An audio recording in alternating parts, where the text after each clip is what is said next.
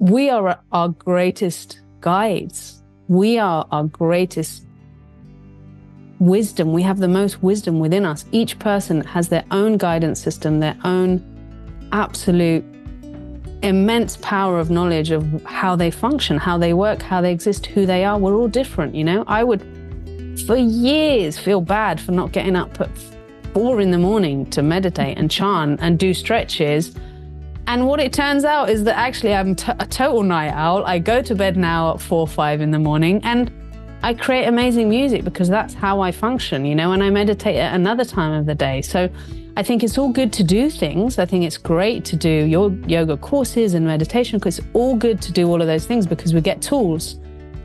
But what's important after that is to take the tools and say, how does that tool apply to me? How can I make that tool work for me rather than me work for a structure?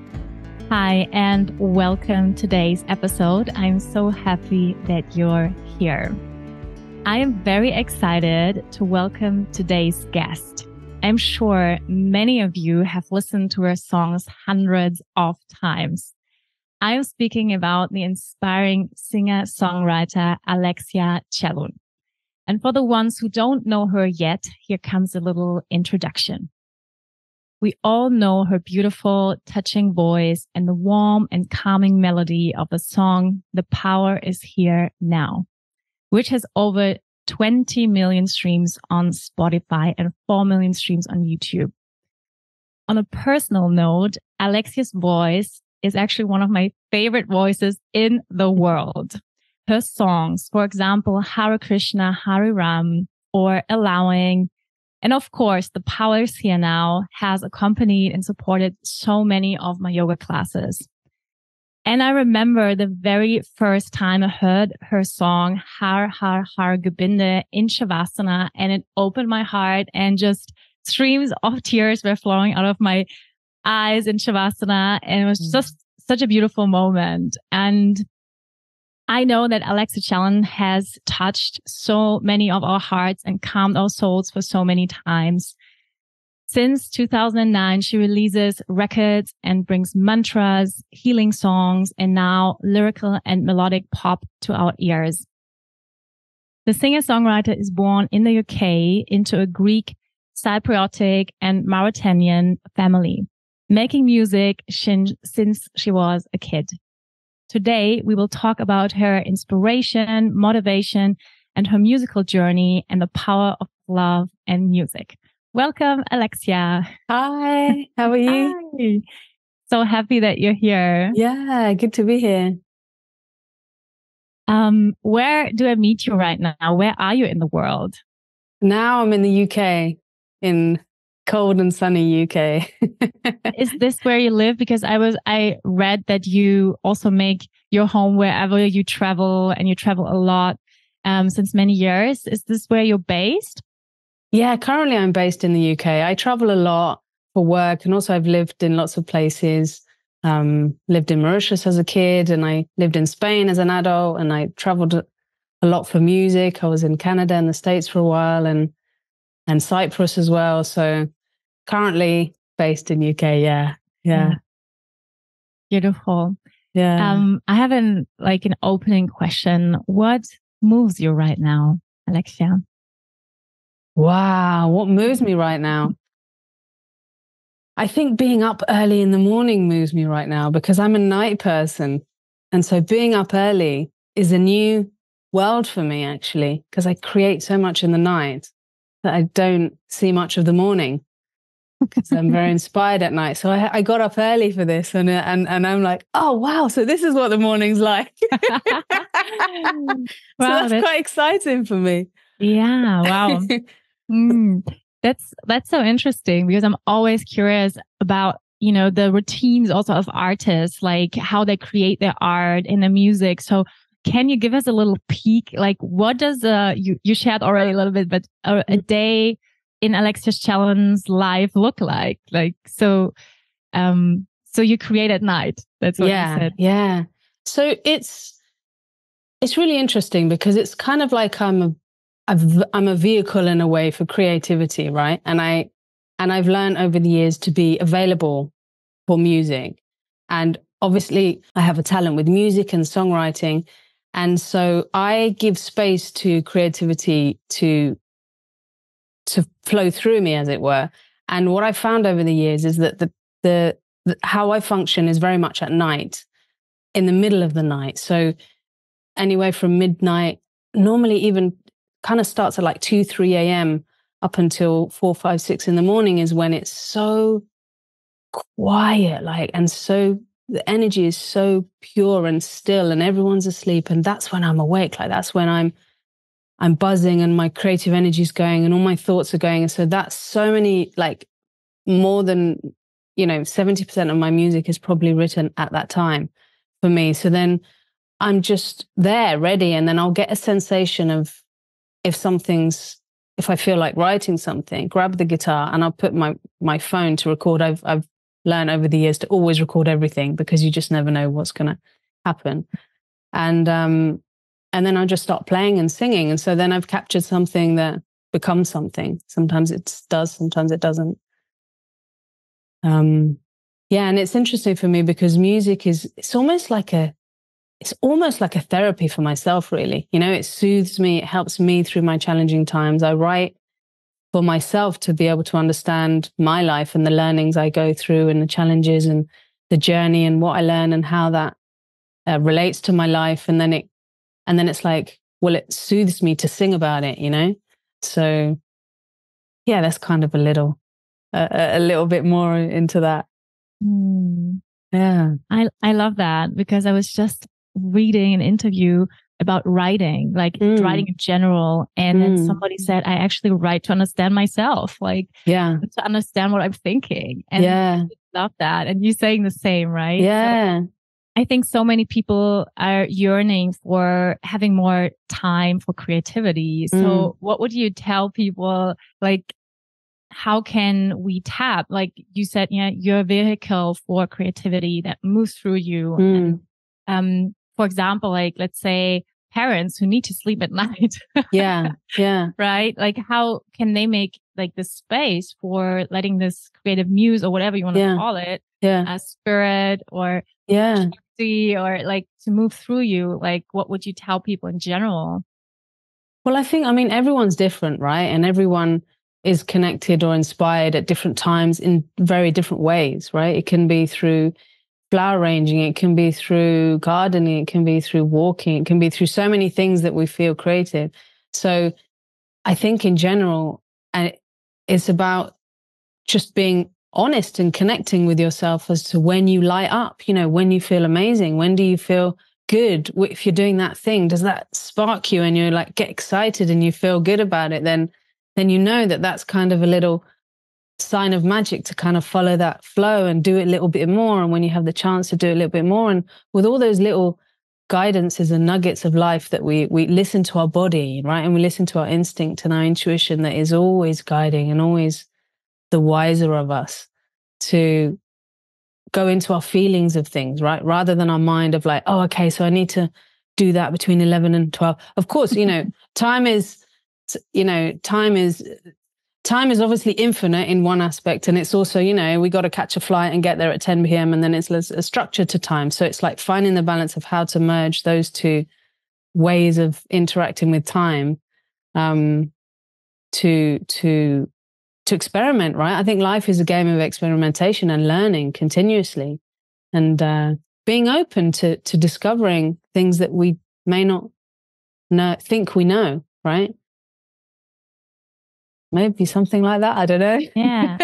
What would you say that, like, even when I imagine your life, like, would you say you leave a lot of space for creativity, that you don't like, I don't know, structure everything through and like have one thing after the other? Do you like consciously make that choice to have this like space to really create? Yeah. I've over the years created a lot of space for that to exist, and learning that this is what I started doing, what I come to do, and what I do, I realize that I need space for that, space to, and for me, that space is at night. It's not solely at night, but it's often at night, musically, in terms of songwriting. But there's some nights I don't write anything.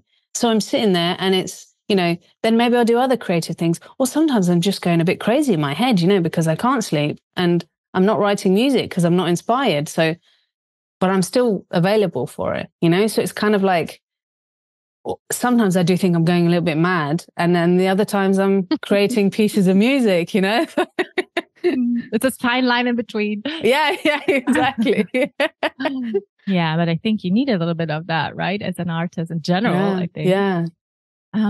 So when did it start that you knew that's your gift? Like that's what you're meant to be here as as a soul expressing as a human being in this life right now. Like when did you know? Like did you know already as a kid?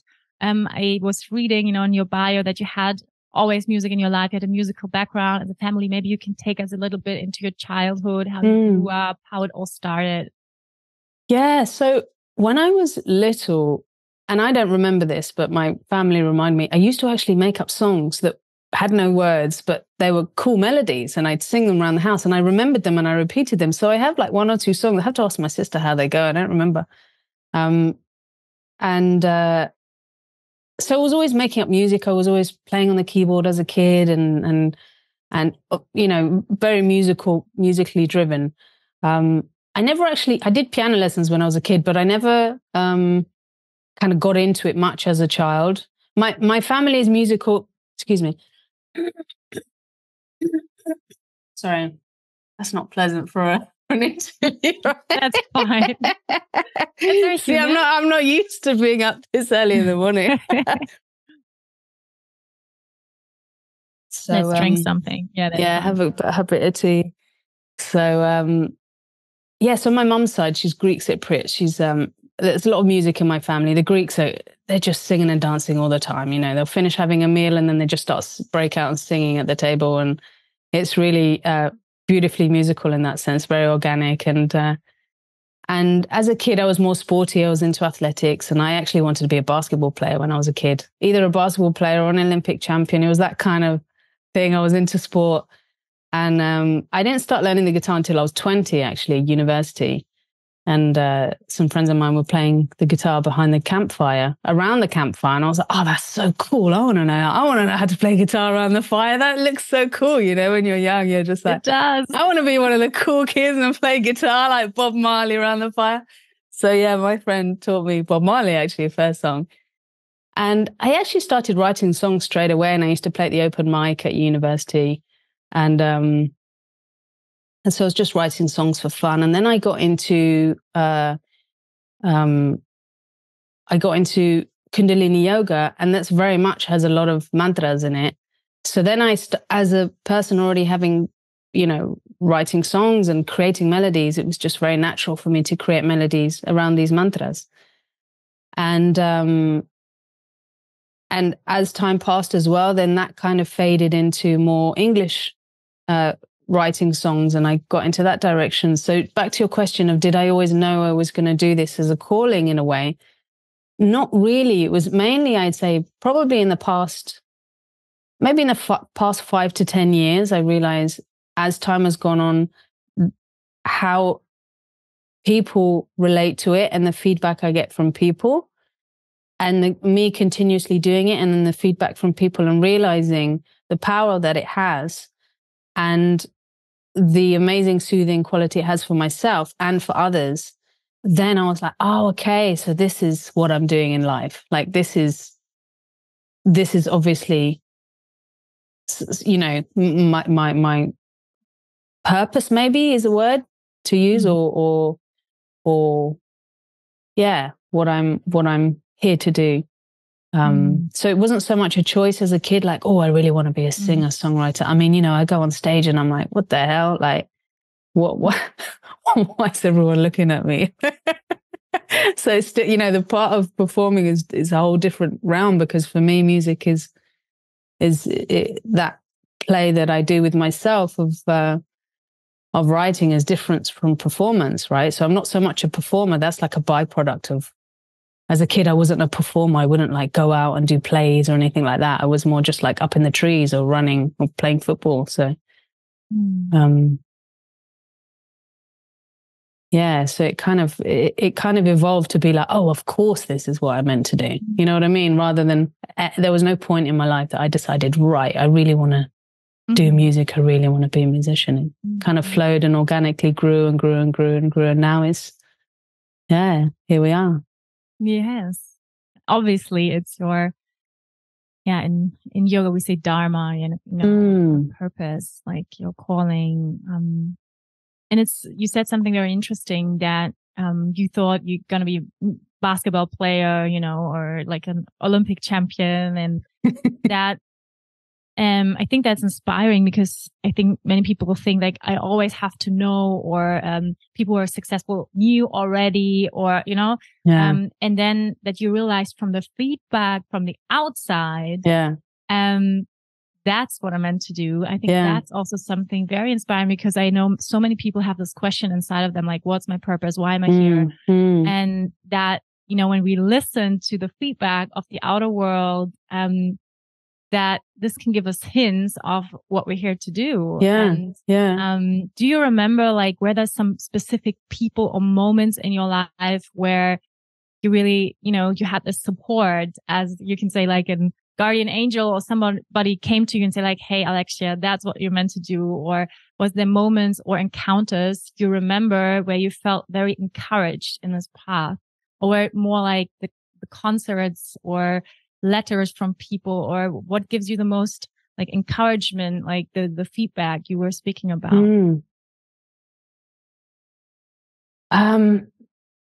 Wow, there's not any one in particular.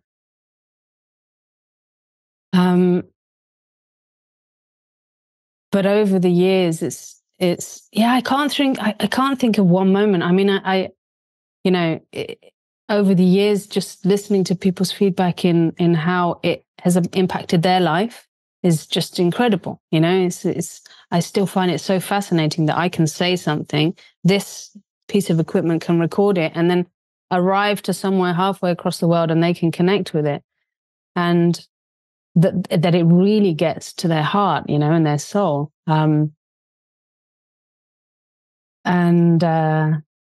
There was never one particular moment. Excuse me. Sorry, guys. Oh, good. But one thing does come to mind, and it's kind of the opposite of your question. So I'll share it. If it kind of makes sense in a way, like what you're saying inspired me to continue, right? So I actually had a very powerful moment of what inspired me possibly not to continue, which then actually led me to continue, which was really interesting. So it was a time when I had kind of, through following my guidance, had left the mantras and the Kundalini yoga world. And that was kind of a transition. And I was writing a lot of songs in English. And I think I hadn't yet written The Power Is Here Now.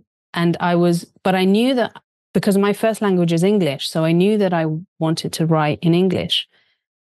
And I was in a bit of a confused state, and I was like, what do I do? How do I still reach people? Because, I'm changing and people don't want me to change, and it's this thing that's happening. So I was in the bath, and I said to myself, or the universe, or my angels, or whoever I was talking to, like, if I never did another concert again, would I care? And this answer came to me so strong, like, boom, like straight into my body. It wasn't me answering, but it was like, no. And I was like, whoa, I wasn't expecting that answer, I thought it'd be like, yeah, of course. But the answer was no. And I was like, and I started to think about it. Would I care if I never did another concert? And it was, in that moment, it was no. And what that did was it took the pressure right off, took the pressure off me totally of any expectation of creating anything.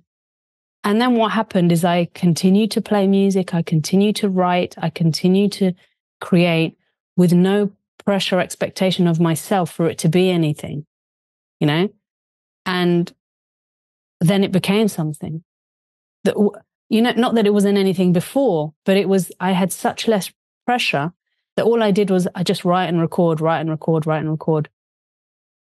And it's now that those recordings are kind of coming out into the world and being listened to, So,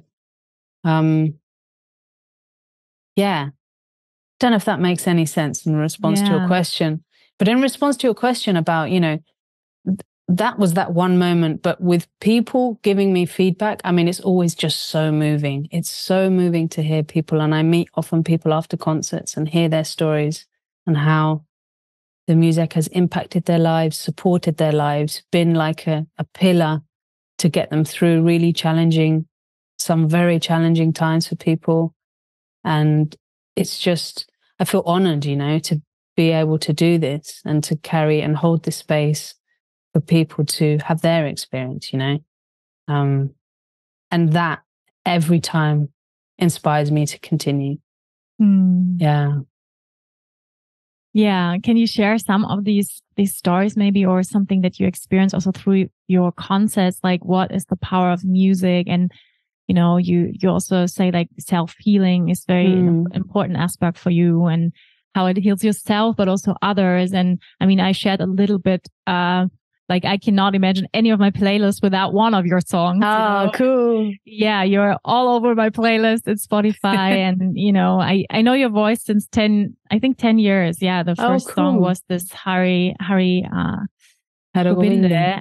Yeah. And it just, you have a very, I mean, like your voice, like it's a very personal feedback, but for me, it just goes straight in. It's just so direct. It's very direct, very warm, heartfelt, and it's so beautiful. I'm a big fan, Oh, so thank you so much. Very happy to be here with you. And I'm sure many of you and many people listening feel the very same. I mean, the power is here now. It's just such a powerful song as well. I know so many women's circles where it's played. I know so many teacher trainings where it's played, like retreats. It's just so you're all over the place, I know, it's crazy. And maybe you can share a little bit, like what did you experience through your life as what music can do, like, to people, and maybe even some stories you received or experience you had through concerts or. I mean, the power of music is incredible. It's so powerful, music all around the world, all cultures, all languages, at least from what I've learned and seen in the world, is that music is part of us as human beings, right? It's vibration and we're vibrational. So obviously music is going to impact us. And the power of the word as well, right? How powerful words are.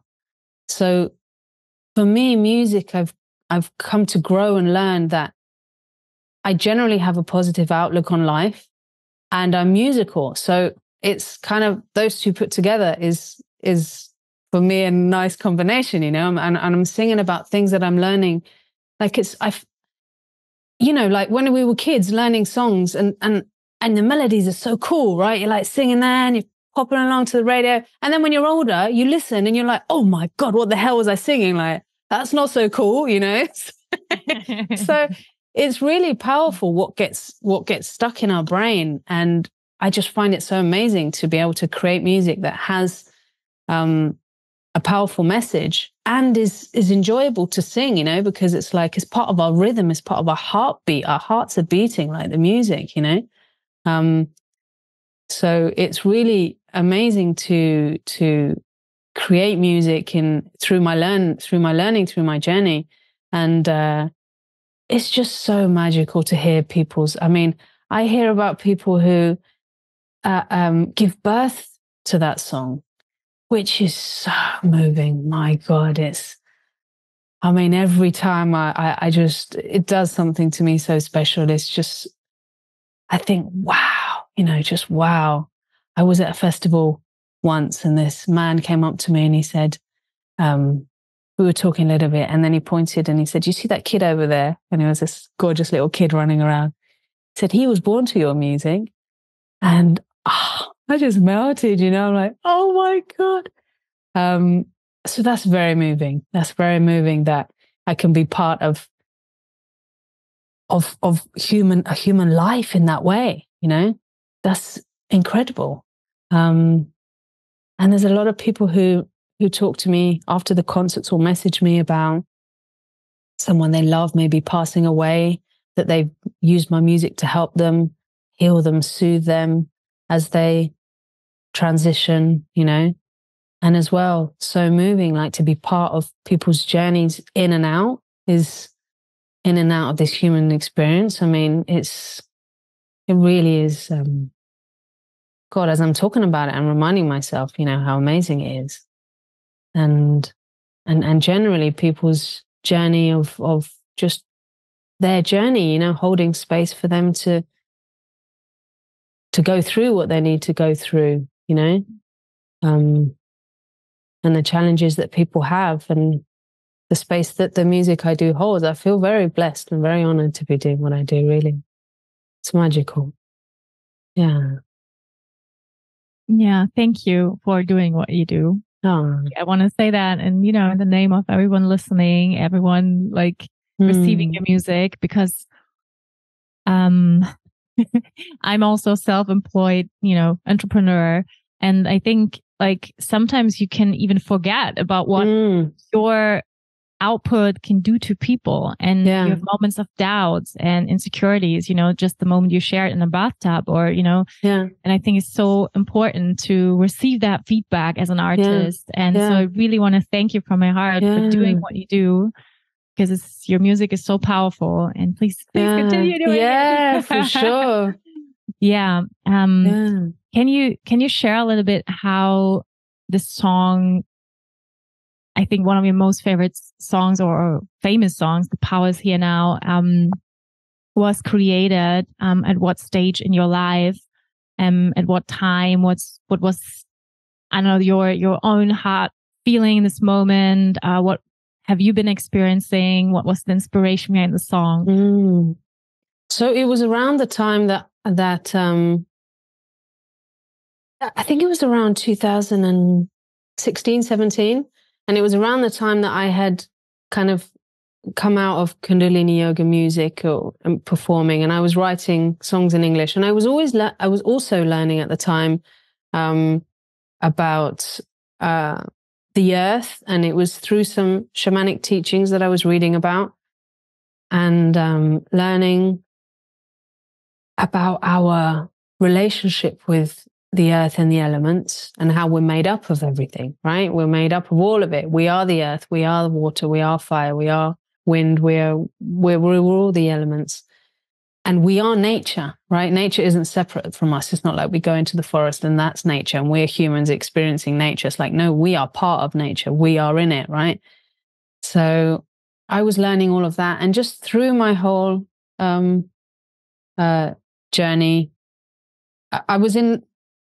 I was in Los Angeles at the time, and I was writing. And as I was writing those lyrics, I remember so clearly, as I was singing "The Power of You and Me," I really felt the you, as in everyone, and me, to create magic on earth.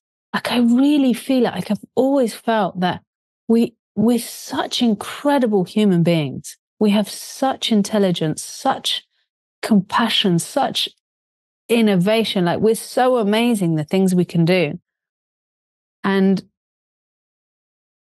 doing it, like the possibility, the potential we have by putting all our skills together is incredible, And I truly believe we are doing it, and it will continue to be done. That putting our skills together, working together really for harmony for all of us, for harmonious living for all of us, is really possible in a very easy, simple way, And so when I was singing "The Power of You and Me to Create Magic on Earth," it's like, we can do this. Like, we can do this, we can really work together to create peace and love and harmony for all of us, because we have enough food, we have the earth, we have our skills, we know how to nurture the earth and the wind and to create, to create what we all want, right? What does everyone really want at the end of the day? They want to feel love, they want to be held, they want to laugh, they want to eat, they want to spend time with their family and friends and have a laugh and share and talk and celebrate life, right? Celebrate that we're here. We have this, how many billions of years it took us to to evolve and to be human beings, surely to celebrate, right? And to share and to love and to care. My God, right? All that evolution to do what the opposite, which is the destruction and madness is happening, is crazy. So, and so with that song, The Power is Here Now, that's what I was feeling with. The power is here now. It is here now. We already have the power. It's not something we need to learn. We already have it. And to create magic on earth, really, for all of us. And magic for me is not some magical, mystical thing that's outside. It's, that flower behind me is magical. Everything is magical. And then when the elements come in of that song, let the water, I talk about the water and the air and the fire and the earth.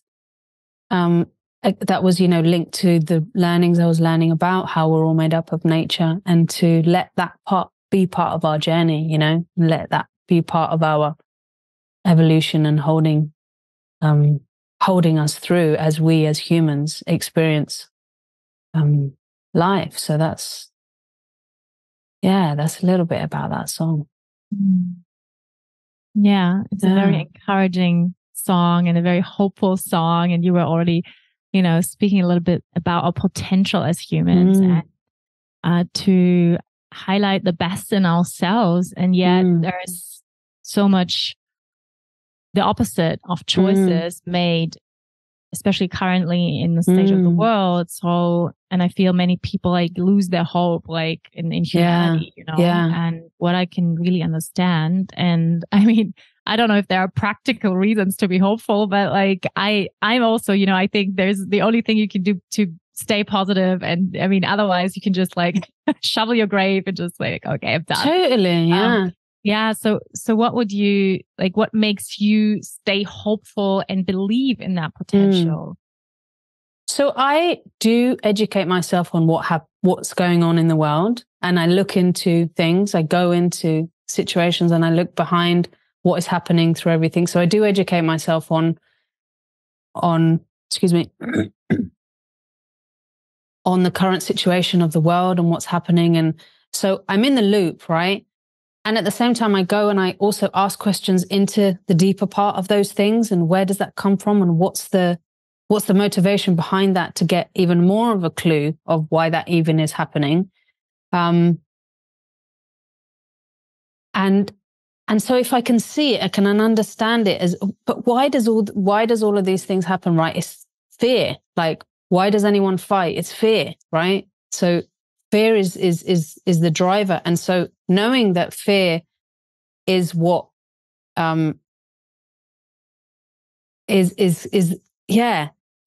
knowing that, then I can have a choice. So I'm like, okay, well, do I want to participate in that fear? Do I want to get into that?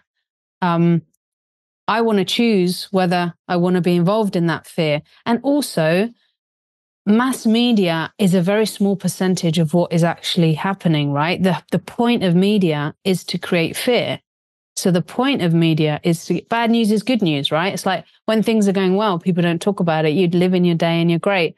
When you fall over and you hurt your knee, then you talk about it because it hurts, right? It's a disruption to the harmony. So that's when you talk about the disruption to the harmony. But meanwhile, it's harmonious, right? So, the media, and of course now social media, because it's right on our phones, right in our faces, it's there whether you choose to or not. You can be, maybe you don't even want to see about it, and all of a sudden you're looking about it. And I'm not saying not to look.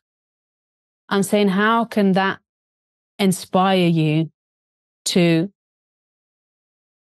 live how you want to live, to create space for the example? Because the only way, I think, to be of service and of help is to be shining the light, be shining your light, to be an example of what you believe in, what change you want to see. So be involved in that change, And it's good to know about the things that you don't like, but then it's like, well, okay, well, what do I like? What do I want to choose? How do I want to live, right? So it's working with both. It's not kind of blindly closing your eyes and being scared to look at the dark, because the dark is always there within us and we can't live without it. The dark will always exist. And that's part of what drives our light. Yeah.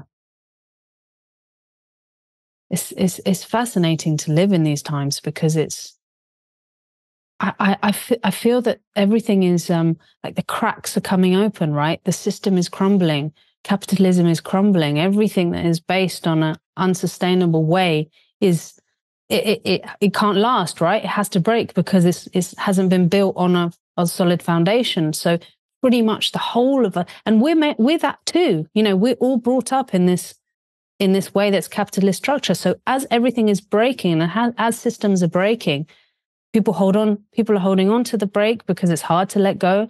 And what happens then? Well, there's more fear and more destruction. And it's breaking and we're breaking too, you know. But the beautiful thing about that is that then you can look at it. You know, you can look at the pieces, you can look at yourself, light is being shone upon us so brightly, like there's nothing hidden anymore, right? Everything's out in the open. The light is shining on everything. We can see everything. No one can get away with anything anymore. You know, all the secrets of the governments and all the secrets of everything, it's all coming up to light. So we're able to look at them for change, to change them, to transform them.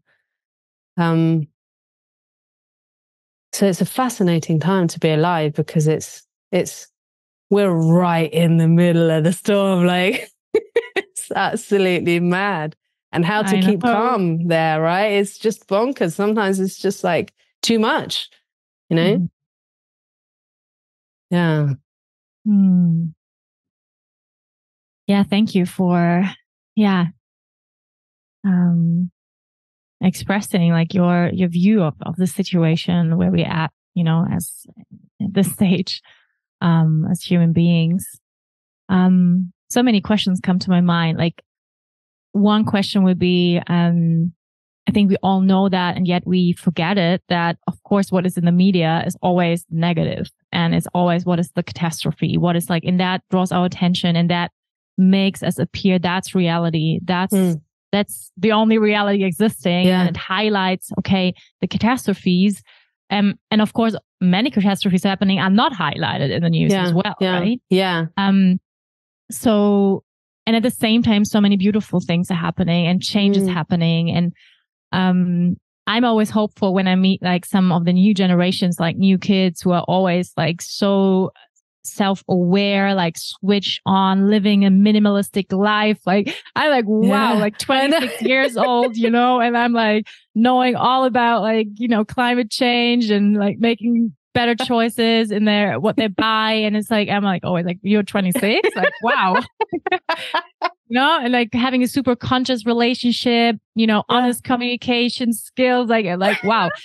So, you know, that's just an example, like what makes me hopeful sometimes when I meet like some of the new generations. Yeah. But like, what are moments that make you hopeful? Like, or maybe you have some examples from your travels, or give us some positive news. Like, what do you have some, like, maybe you have some examples in your life, a person you think of that is like in a manifestation of positive change that is happening all the time, you know?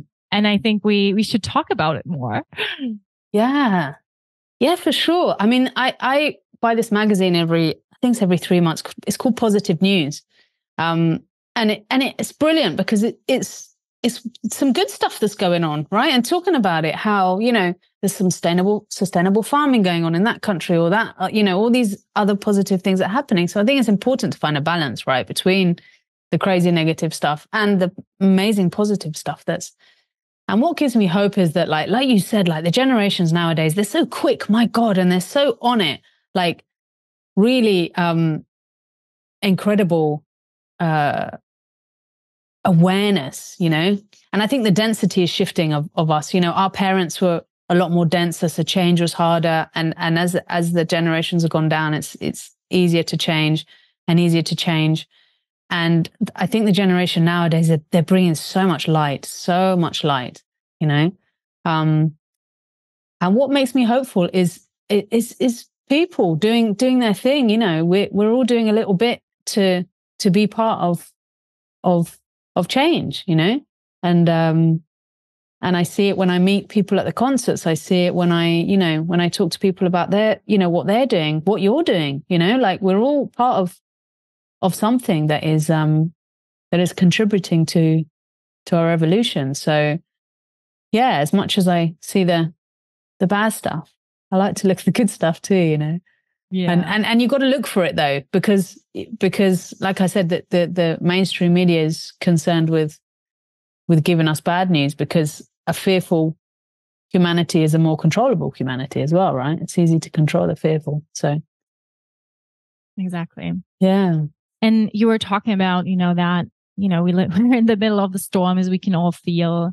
I think at least, since COVID, that was like felt like a starting point, and I know that it makes many people a lot of fear, even more fear, like, oh my God, I'm in the storm and everything is crumbling. And I think especially if you don't have any kind of like creative expression or spiritual practice or some kind of outlet, or that helps you to process what's happening to yourself, like breaking open and insecurities coming up and all of this, what is happening. And I feel like we all feel on some level, even though it's not affecting our everyday life, but we feel the churning and the storm. Yeah. And the intensity. I feel like we live in very intense times. Yeah. So you have your music, as something you process and understand and, process emotion. So what would you tell people, like, or maybe you have some kind of tip, or how they, can in a positive, let's say, I don't like the word productiveness so much, but like in a positive way, work with this breaking open, Yeah. I mean, I think it's always important to go within, and to take time for yourself, because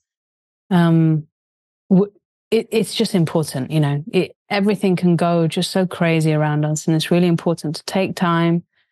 And each person takes time in their own way, right? So it's to be honest with how you need the time. It could be meditation. It could be sitting. It could be sitting in nature. It could be breathing. It could be chanting. It could be playing the guitar. It can be walking in nature. It could be doing something for yourself, but taking the time to gather yourself in your heart, your heart or your soul or whatever you want to call it, to reconnect, right? To go there, to find space and quiet, to be able to handle it, because it's very noisy and it's very loud out there. And it's really important to take the time, because otherwise we get swept along the madness. And so taking the time in whatever calms you, whatever helps you to feel grounded and centered. Can be gardening, can be, whatever is the thing that is that's bringing you to your heart, and you're in a place where you can feel quiet within yourself, is I'd say to do. And like I said, for everyone it's different. So finding that for yourself.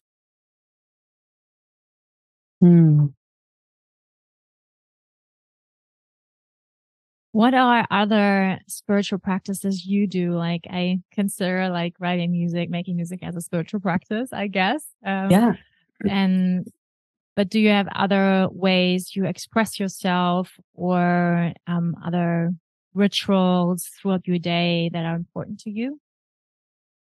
I take time when I need to take time to do my thing. So I don't give myself a structure. I'll meditate when I feel I need to meditate. And it can be sitting, it can be lying. I like to sit and breathe. I like to be in nature.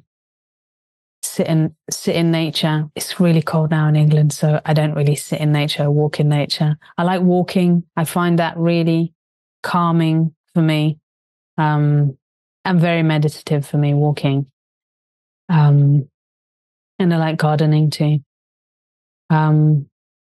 Yeah, so I kind of go with the flow of the structure of meditation in my life, and I listen to myself in when I feel I need or want it. Yeah, I think coming from a place of being through an experience of very strict and rigid perspectives of how to meditate in terms of very, very kind of strict ways to meditate. I found it limited my ability to understand my own self of how I meditate. So I've learned how to listen to myself in that way of what I need, and taking the time when I need the time. Yeah, that's beautiful. Yeah, that's, I think, also relieving for many people to hear that, because I think there's a lot of dogmatism, also in yoga, how you should meditate and how is right and how is wrong.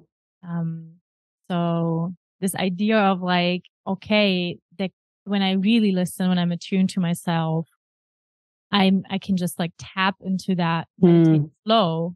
I don't have to like always, sit on my mat and like do this thing and then I'm meditating. Right? That it's actually a state of being. No, because at the end of the day, exactly, it's a state of being. At the end of the day, if you read all the yogic scriptures, they come back to yoga of the household. Yoga is in being. Yoga is everything. Yoga is in how you walk. It's when you're doing the dishes. Meditation is being present. Meditation is being present. So if you're present talking, you're meditating. If you're present walking, you're meditating. If you're present in a crowded subway, you're meditating. You know what I mean? Like, so that idea that it's separate from life, that we need to sit and meditate. Now we're meditating. Now we're not meditating. That's not true in my mind. It can be a continuous state to be in, that you're just continuously practicing. And I think what I've learned over the years, because I've done so many yoga courses or different ways to understand myself and self-discovery and Kundalini yoga and all these structures that say you need to do things in a certain way. And at the time, it never quite worked for me, but I couldn't really understand why. I thought I was doing it wrong. I thought I was getting it wrong because I wasn't doing it right. And then years later, I realized, of course I was doing it right. I was just told that I was doing it wrong. You know what I mean? It's because we are our greatest guides. We are our greatest wisdom. We have the most wisdom within us. Each person has their own guidance system, their own absolute immense power of knowledge of how they function, how they work, how they exist, who they are. We're all different. I would for years feel bad for not getting up at 4 a.m. to meditate and chant and do stretches. And what it turns out is that actually I'm a total night owl. I go to bed now at 4 or 5 in the morning and I create amazing music because that's how I function, and I meditate at another time of the day. So I think it's all good to do things. I think it's great to do your yoga courses and meditation, because it's all good to do all of those things because we get tools. But what's important after that is to take the tools and say, how does that tool apply to me? How can I make that tool work for me rather than me work for a structure? How can I take that piece of information and make it apply to how I function, how I work, and integrate it into my life, right? Rather than me trying to fit into the structure of a system that someone made up. Someone just basically made up a system because it worked for them. That's fantastic. So, yeah, go lightly with learning, and take from it for yourself and apply it and realize that you are the teacher of your own life, Such a beautiful message. Thank you so much. Your latest record is called I'm Ready. And it comes with 12 powerful and inspiring songs. What are you ready for? And what does this record mean to you? Wow. I love this record. I really love this record. I really, really love it. I recorded it. I wanted to record all of my own songs, and I recorded it with Moshik, who produced a few of my albums. He produced the Paris Here Now EP, Just Before I Sleep. He produced the Jap Hari, my first album, which had a Hara Govinde on. He produced The River. And I said to him, I want to record this album just like, it's going to be a little bit different from my other stuff. It's just my music. And so it was really nice to do this album. And I love every song on it. I'm really, really proud of this album. And I'm ready. Yeah, I'm ready. I mean, I'm ready for this. I feel like finally in my life, I'm ready to really just be myself, be myself and ready to show myself, ready to be myself and show myself, and be okay with people looking at me and asking me questions, and be okay with presenting myself in the world. I spent a lot of time in my life through childhood and through whatever systems or yoga systems, kind of trying to be someone else in a way, like be the perfect someone else for what I thought somebody or something wanted of me. And it's taken me a while to really be like, you know what? This is how I am. This is how I live.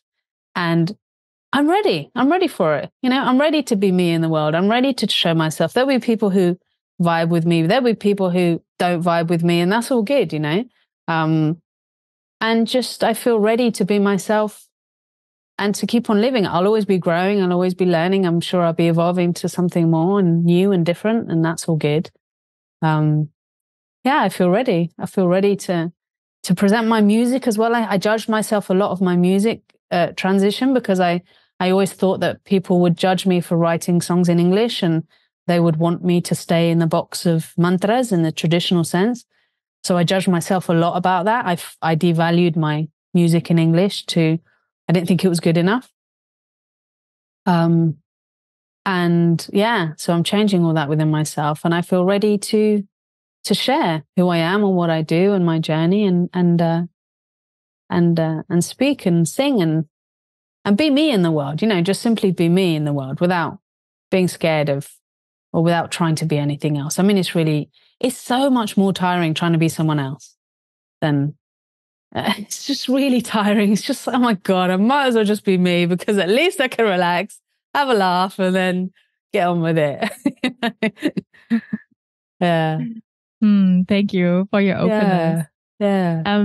It's in the beginning of the year still, of January. Is that also like, do you create intentions like for the year? Like, do you have like a word, or I don't know, how you want to feel, or something you want to realize this year? Generally, I think this year I want to, I want to be more playful. I'm already a playful person, but I want to be more playful, and and do playful things.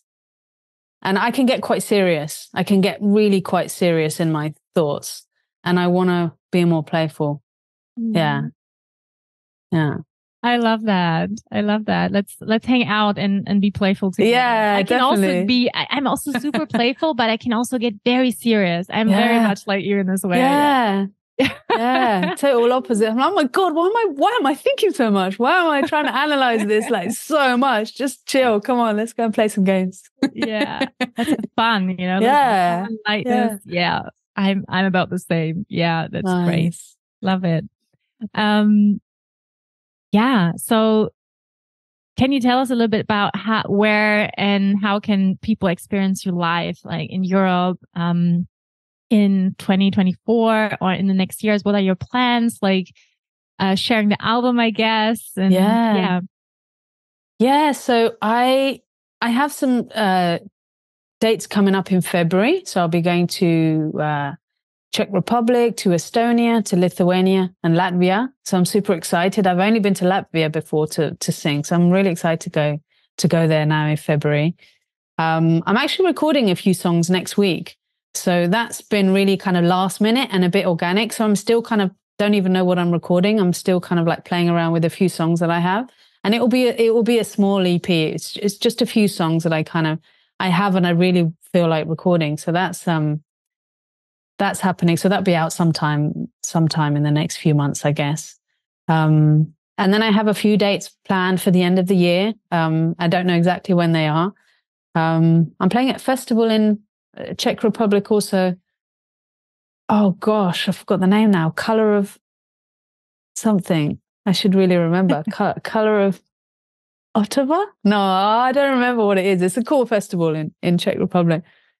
Should have written it down. We will put anyways all the links, in the show notes so people can look it up. They can sign up to the newsletter to stay informed about your next tour date. So cool. And it's fun. I'm excited to beyond just do this more, just play more and reach people around the world. And I hope I can come to one of your concerts one day. Yeah, definitely. Please come to Portugal. We are in Portugal. Oh, yeah, okay. Oh, you're in Portugal. Cool. Nice. So our talk is coming to an end, Alexia. I really enjoyed it. Is there anything, or maybe you have a message to the people listening, something you want to let them know, or you want to tell them, just spontaneous out of the moment, something you want to share? I'd say relax, breathe, enjoy being who you are, be yourself, and we got this. We can do magical stuff. I'm excited for us. Yeah, be yourselves. Be yourself. Yeah. Thank you so much. That's beautiful. Yeah, thank you so much for your time and energy and presence today in the podcast, Alexia. Hey, you're welcome. Much appreciate it. And you're welcome. Thank you everyone listening to this week's episode. I really hope it inspired you. There were some meaningful moments for you. Maybe you learned something. Maybe you want to share this episode with another person, a friend, family member who might benefit from this episode. So please do so. And looking forward to hear you next week here on the podcast. Cool. Thank you so much. Ciao.